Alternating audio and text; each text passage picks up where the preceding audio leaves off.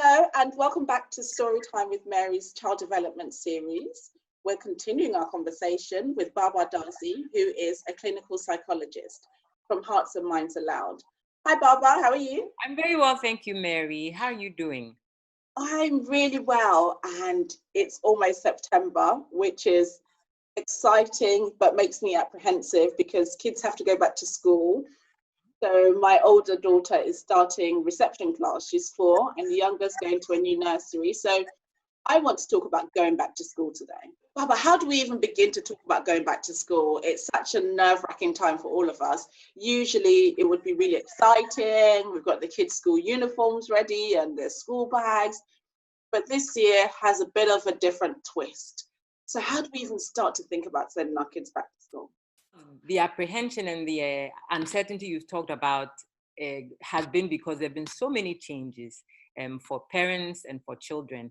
And the changes haven't ended. You know, once they go back to school, there'll be, so many more changes as well. So I guess that the first step is for parents to sort of think through what those changes mean, the fact that they're going to be dealing with changes and what those changes mean. That makes perfect sense. But how do we prepare kids mentally?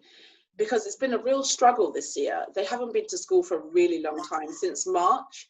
And with everything that's going on, even really small kids are aware that something's not quite right. So how do we prepare children mentally to go back to school? Encourage open communication with your children because they would definitely have questions and comments that you want to address. And part of communication is also giving age-appropriate information to their children.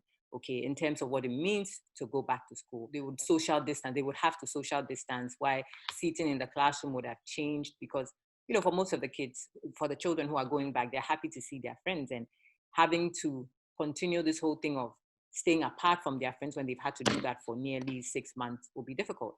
So you explain that to them in age-appropriate language. That might mean the use of, some of the things they do. So songs, maybe some kind of games, explain to them why things have to be there. Even explaining why hand washing is important, right? Explaining why germs may not be things they see, but are actually there. So confirming the information that you are giving to them or the directives that you are giving to them. And you also want to remind them of the positive aspects of all of this, right? That being at home has kept them safe. Their friends have been safe too. And now they have an opportunity to come back together and play. So, I mean, in all of the confusion, they have one more chance to sort of get the good parts of their lives back. And that's a good thing. So you want to dwell on that. And maybe one strategic thing to do, which would also help to prep them about the fact that school might close again. Do that tactfully, not dwell on that. No one knows what's happening in the world at the moment, so it's better to socialize kids to that understanding early. So you mentioned friends and getting back together with our friends, which is really exciting. But that's a good thing, right? So that'll be exciting for kids, though, won't it? Seeing old faces, it will definitely be exciting. The familiarity or the sense of going back to the familiar should be good. It should have a bit of comfort. For children who are going to new schools, maybe new classes that have different people, there might be a little bit of anxiety accompanying that. So that might be something that parents also want to address, because there's the whole thing of trying to settle into a new environment with all of the changes that COVID-19 has brought. So you want to be able to address that and make sure that your children isn't experiencing inordinate levels of anxiety around all of that. However, that could also be, for some kids, it could be an adventure. The whole newness of it, the novelty of it can be interesting for them. So I guess for the most part, it's positive. For the most part, the new experience will be positive for most children. That's great. I really hope it's an adventure for my daughter anyway, because she's starting reception class. Thanks, Baba. You mentioned about the COVID-19 protocols, and that's something that's really important because that's a massive way that life has changed for our children going back to school. How do we help them handle or manage or deal with these new rules that they have to face? Yeah. The most basic way is to send reminders. I mean, for now, we've done the introduction of the information. We've done the teaching of the information, why they need to wash their hands and wear masks. I think that almost every parent has done that now. What we need to do now is to send reminders and, sort of reiterate what has already been said and explain to them why it's important now, because they'll be away from home. They'll be away from mom or dad. Mom or dad won't be there to remind them, but they need to be able to do it because it's important in A, B, and C ways.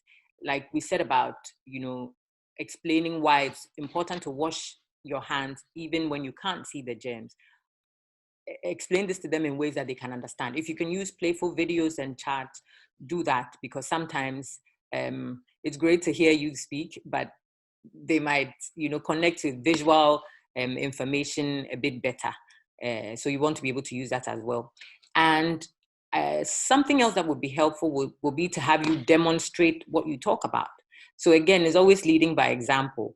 But if they see you do it and they see you stay consistent with it, okay, by now they would have picked the habit, right? And hopefully once they go to schools, the schools are structured enough to keep that pattern as well.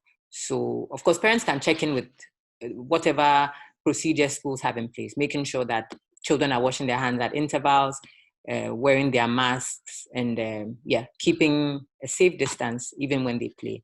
Demonstrating it while you speak about it is a good combination. Hopefully they get the message. Perfect. Thank you so much, Barbara. I think this is such an important conversation because sending kids back to school is such a personal decision. And at the moment, I know for the UK anyway, we're being told that we have to send our kids back to school, but I know in other countries, it's still a bit uncertain. So I just want to wish everyone the very best in September. If you're going to send your kids back to school or not, I wish you the very best. And thank you so much for spending time with Storytime with Mary's Child Development Series. Barbara Dazu, please let everyone know how they can get in touch with you if they want to continue the conversation with you. Sure, Mary. I am reachable on heartsandmindsallowed@gmail.com. On Facebook and Instagram, it's Hearts and Minds Allowed as well.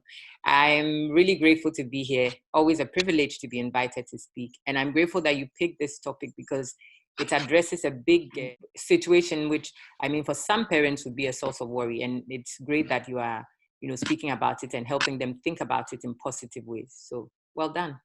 Brilliant. Thank you so much, Barbara. It's been lovely chatting to you as always, and we will talk again next time. Okay, bye. Take care, Mary. Until next time.